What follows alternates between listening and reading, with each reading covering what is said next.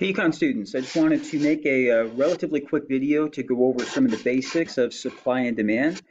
Some of you obviously are just intuitively getting it and it's clicking relatively quickly. Some of you it isn't, and that's usually the case.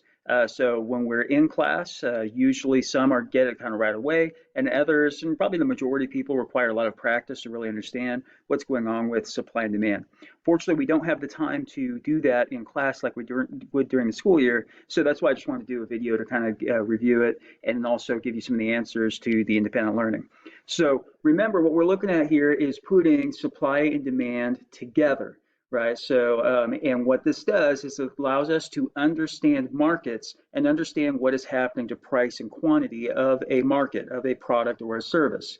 And so first thing in putting it together, remember when there is a price point, this price point will either create a market equilibrium situation, a market surplus, or a market shortage, right? So the supplier sets that price and they might hit the right price, the price might be too high, might be too low. When we're looking at changes in supply and demand, we're always going to assume the equilibrium price has been reached, right? And so the equilibrium price is where supply meets demand, right? Quantity supplied meets quantity demanded, right? So that's the point in which those two lines will intersect each other, all right? But what happens sometimes is the price is set too high, right? And if the price is set too high, like in this situation right here, right, you have price here, right? So you have now supply higher, quantity supplied higher than quantity demanded, right? So at that price, you are above equilibrium and it's too hot, right? So if you're supplying something, you're willing to supply a lot more than there is demand for. So supply is higher than demand in this situation, all right? And then the other one is shortage, right? So if you have a market shortage, the price is too low, right? So if you set the price too low, now all of a sudden you're in a situation where quantity demanded is over here, but quantity supplied is over here, right? So you have a gap right there, right? So quantity demanded is higher than quantity supplied.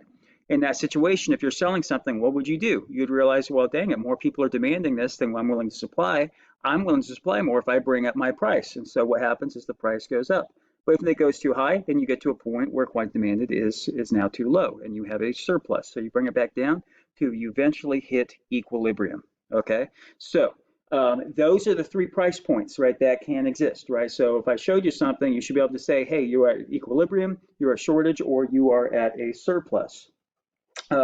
So what makes things tricky and why supply and demand is important is trying to make predictions of what is going to happen to price over time if there's a shift in the curve. And then the shift in the curve will cause a change in price and a change in quantity. And so remember, what causes a shift in the curve, right? There are these 5 things for both, right? So for demand, you have tastes and preferences. You have number of consumers, you have price of related goods, right? That's substitutes and complements. You have income, and you have expectations of future price. And then supply, they also have their shifters that cause a shift in the curve, right? And for supply, it all comes down to profit, right? If it's going to increase their profit or expectations of profit, you would expect it to shift to the right, an increase in supply. If it's going to decrease their profit, you would expect a shift to the left. So you have price of inputs, right, as a shifter. Wrong way.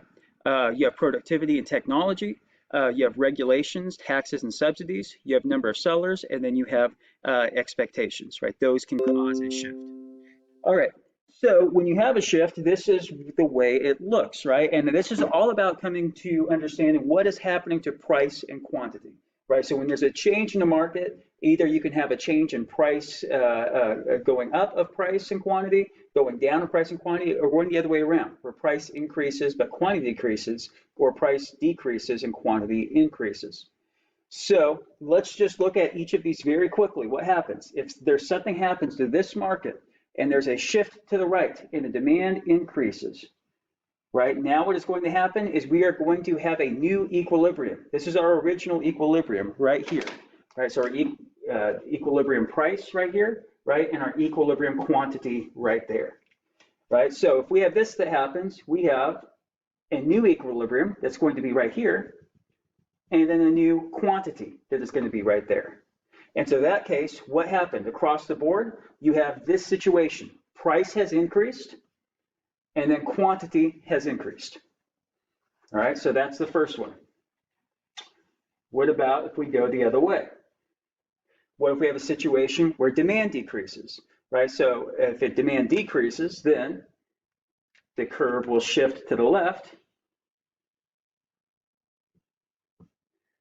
And so in this situation, we have this new equilibrium price, right? And this new quantity. So what happened across the board is price went down and then quantity went down, right? So price went down and then quantity went down in this situation. Okay, so the next one, what happens to supply? So if we have a situation where supply increases, supply will then shift to the right. And this is the way it goes. It goes this way. That is an increase in supply, right? Not the other way. Some are going to get confused and think this would be a shift, would be an increase in supply because it's on top of it. No, that's not happening because that's a shift to the left. So you have the quantity is down here. A shift to the right is an increase, right? So if you have an increase in supply, this is now the new equilibrium here, right? And then the new quantity. So what happened in this situation, this was our original equilibrium price. Now that went down, right? The price went down, but the quantity went up, right? So we had this situation, right? So price went down, quantity went up when supply increased. And then the last one is going to be a decrease in supply, right? So if we have a decrease in supply, right? It goes that way, right? That is the shift to the left. That is a decrease. And if we have less supply, then what happens is we have a new equilibrium price, new quantity. So at this point, price went up, right? And quantity went down, right? So we have this situation. So every single market that we're looking at, it's going to be one of these situations. It's either going to be price and quantity go up, price and quantity go down, or price goes up, quantity goes down, price goes down, and quantity goes up. And so this all comes down to understanding the shifters. So let's take a look at a few examples from your independent learning assignment on the shifting supply and demand and see how this works. So the first one I did in class, I'm going to do it again just in case you missed it. So the first market we're looking at here is waffles. And we're going to make the assumption that the waffle price is already at equilibrium. It's not a shortage or a surplus. We're going to do this with all of these. We're going to assume that we're always at an equilibrium and we're moving to a new equilibrium price. So this is the market for frozen waffles. Here's the situation. The price of syrup rises drastically. So the first thing with this situation is looking at what is this affecting? Is this affecting supply or is it affecting demand?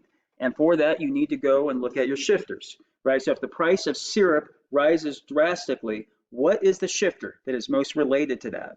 And looking at that, hopefully you know the shifter is going to be the price of related goods, right? So syrup is a good that is related to waffles, right? What is it? It is a complement, right? If you get waffles, you want syrup, right? For the most part on it. Right, so what is going to happen in this situation if the price of syrup goes up drastically? Let's say it's something crazy, like $100 for a bottle of syrup. What is going to happen to the demand? So first of all, it is going to affect demand, right? So on the handout, you would then circle demand, right? That's what's going to be affected. What is the shifter? The shifter is related goods. It's a complement. And what's going to happen is there going to be an increase or a decrease in demand. It's going to be a decrease. If you have to have syrup with those waffles, it's now more expensive to have waffles and syrup because syrup is so much more expensive. And so because less people are now going to be purchasing syrup, less people are going to be getting waffles. And so with that, you would expect the demand curve to then shift to the left, right? It would be a decrease in demand. And so with that, here's our original equilibrium price and our original equilibrium quantity. We now have this new equilibrium price and new quantity here, right? So price is now there and price is now there. And across the board, it went down. Price, you'd expect to decrease, and quantity to decrease as well. So price went down and then quantity went down. All right, so number 2 is for the market for surfboards. So once again, we're looking at the market for surfboards, and we're assuming right now we have an equilibrium price and an equilibrium quantity right there, right? That is the equilibrium price. So the situation with surfboards is that there's a population boom all across the state of California, right? So once again, if we look at our shifters, if there's a population boom, what would that be? And then hopefully you look at it and then you see that that would be that number of consumers, right? So number of consumers would cause a shift in demand. All right, so looking at your handout, right? So does it affect supply or demand? It is going to affect demand. What is the shifter? It is number of consumers. If I can spell it.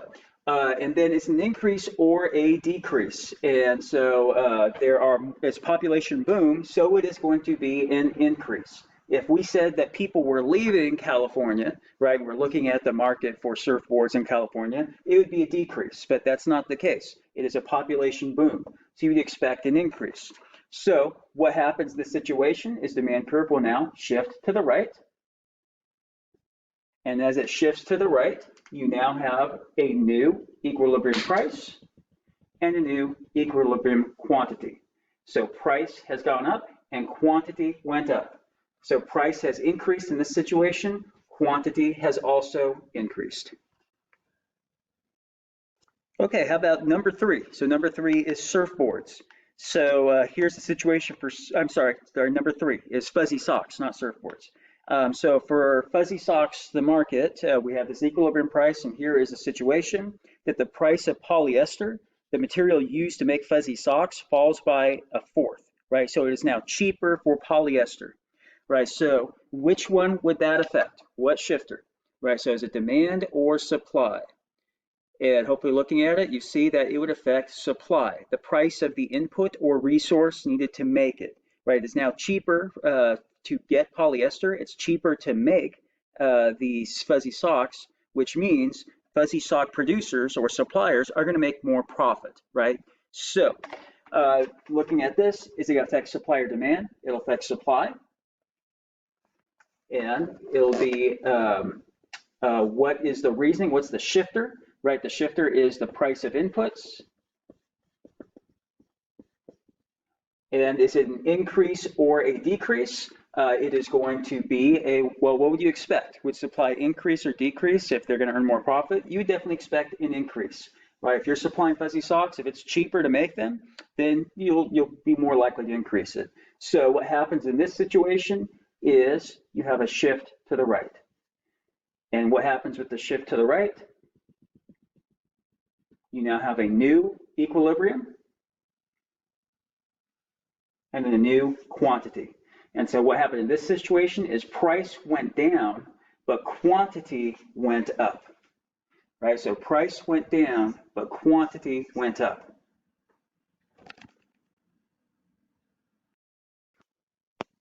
Okay, so let's do one more. So we're going to look at the market for video games or computer games.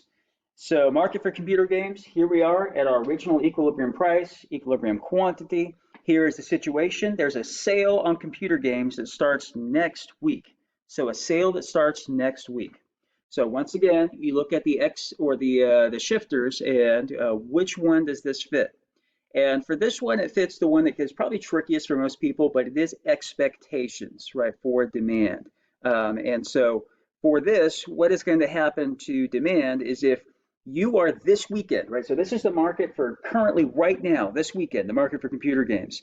If everybody knows that next weekend, the computer games are going to be heavily discounted, a lot cheaper, what is going to happen this right now for computer games? Demand will decrease. Why?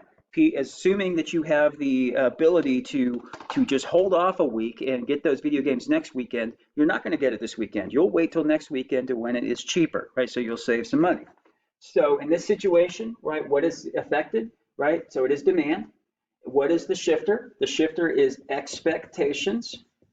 And with this situation, you would see a decrease in demand. The demand would now shift to the left. Why? Because people are not going to get computer games right now. They're going to wait till that sale right next weekend.